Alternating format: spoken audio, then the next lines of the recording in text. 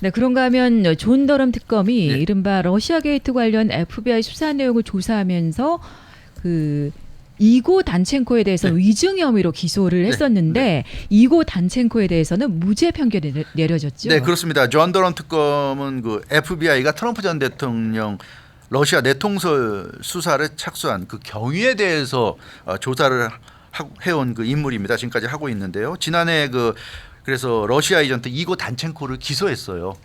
이고 단첸코가 FBI 조사에서 이 러시아 내통설 관련해서 증언을 했는데 그것이 허위 증언이었다.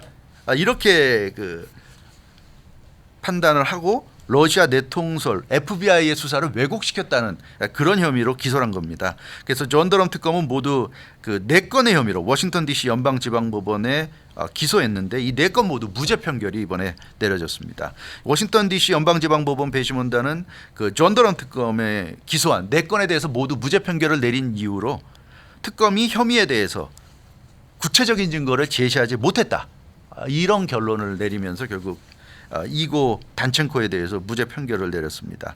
그 존 더럼 특검이 기소한 그 마이클 서스먼 변호사 건에 대해서도 지난 5월에 무죄 판결이 내려져서 이 존 더럼 특검은 계속 지금 재판에서 지고 있는 상황인데요. 마이클 서스먼 변호사는 힐러리 클린턴 선거 캠페인의 법률 대리인으로 활약했던 인물이죠.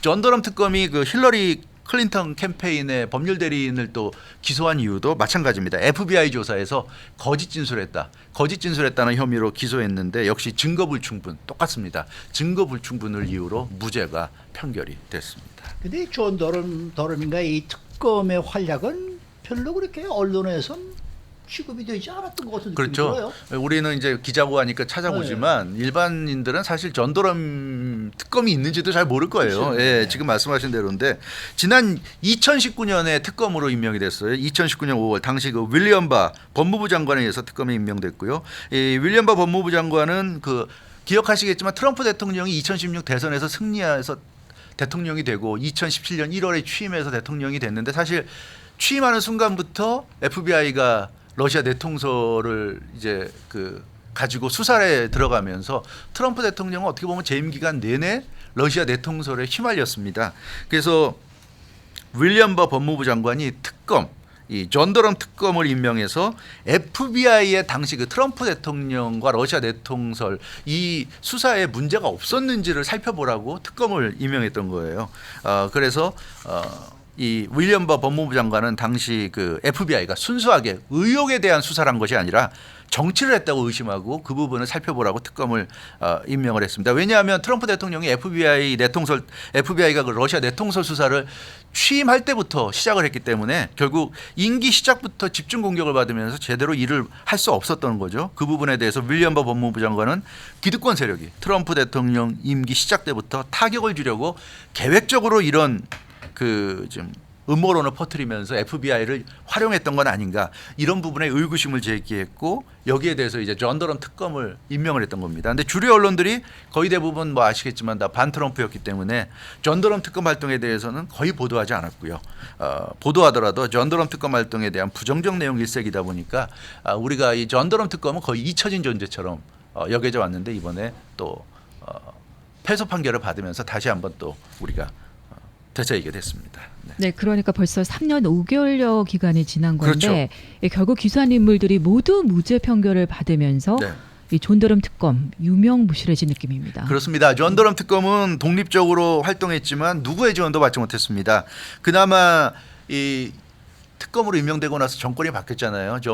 조 바이든 대통령이 취임해서 특검이 이제 없어지는 것 아니냐 이런 생각도 있었는데 조 바이든 대통령이 그래도 배려를 해서 특검 활동을 계속할 수 있게 놔뒀습니다. 그래서 특검 활동을 계속했지만 뭐 누구도 협조해주지 않는 왜냐하면 민주당이 정권을 잡은 상황에서 민주당 쪽에 불리한 어떤 내용을 조사하는 그런 사람으로 여겨졌기 때문에 별다른 성과를 내기 어려운 환경이었고요. 그래서 SNS와 인터넷 등에서는 존 더럼이 실존하는 인물이기는 하냐 하는 우스갯소리도 나왔어요. 존 더럼은 실존하는 인물이 아니라 AI일 수도 있다. 뭐 별 얘기가 다 나왔는데 그러다 보니까 존 더럼과 닮은 인물이 유튜브 방송을 하고 있는데 그러면서 더 존 더럼의 이 특검의 존재가 희화화됐어요. 존 더럼은 민머리죠. 머리가 없는 굉장히 굉장히 강렬한 외모를 가지고 있는데 그러다 보니까 존 드럼 닮은 인물이 활동할 정도가 됐고요.